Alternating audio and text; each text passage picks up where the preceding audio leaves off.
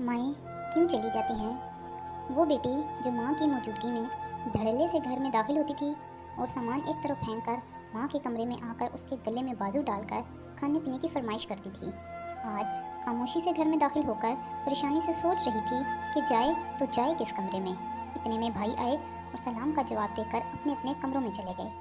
इतनी जहमत भी ना की कि पूछते, बहन कैसी है, कहाँ से आ रही है, कोई काम तो नहीं।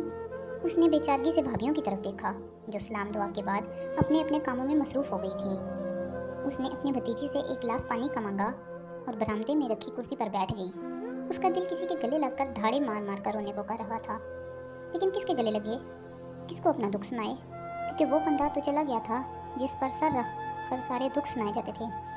वो हस्ती तो चली गई जिसको एक तसल्ली भरे बोल से सारे गम धुल जाते थे। कुछ दुख सिर्फ माँ और माँ जाए को सुनाए जाते हैं, लेकिन लगता है माँ के जाने के बाद माँ जाए भी पराए हो गए थे। इतनी देर में पानी आया। वो बड़ी मुश्किल से इसे अपने हल्क में उंडेल कर बमुश्किल अपने उमड़ते आंसुओं को रोकती हुई अलविदाई कलामात बोलकर भोजल कदमों के साथ रुखसत हो गई। माएँ क्यों चली जाती हैं? क्यों नहीं सोचती कि उनके बगैर बेटियों का क्या बनेगा?